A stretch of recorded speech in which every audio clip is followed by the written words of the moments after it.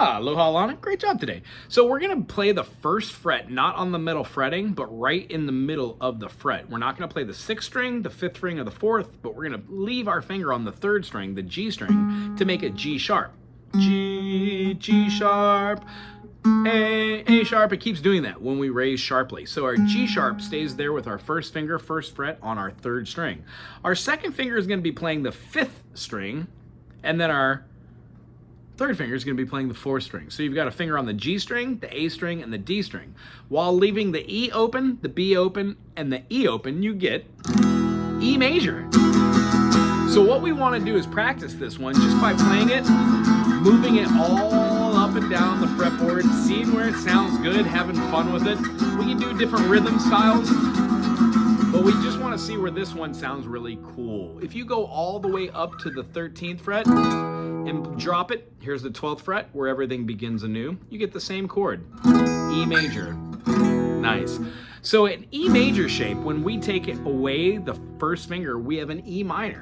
That turns our E G sharp B into an E G B by flattening that G sharp to a G natural. You can feel how it sounds really like melancholy. The next kind of chord I want to show you is the exact same shape as the E major, but we're going to be doing it horizontally up, meaning we're going to shift that whole thing up. E major, meet A minor.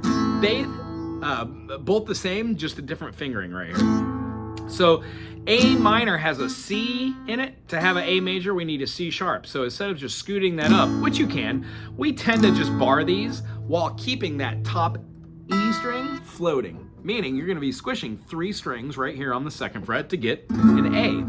What we're eventually going to do is teeter-totters all over the whole fretboard, eh? And we're going to want to have our E major turn into our E major by moving our fingers.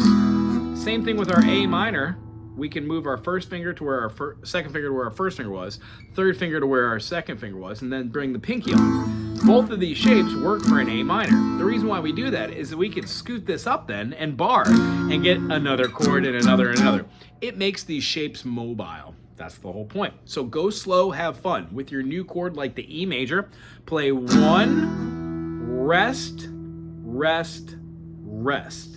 Play the chord, keep the hand going, which is swinging, and lay down each individual note, 1, 2, 3, and then play on that remainder note. It's going to make it a lot easier to get perfect rhythm.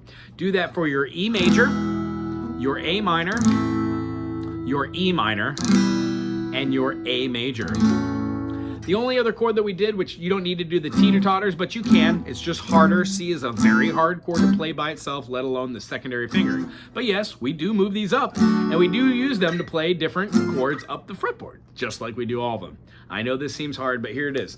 Nothing in life's really easy. You do it over and over and over again, and what was hard is no longer hard. It just becomes standard or normal. So what we're gonna do is play our last chord here. We're gonna leave our 1st finger on the 1st fret of the B string. So here we go, 1, 2. Our 2nd string is the B string.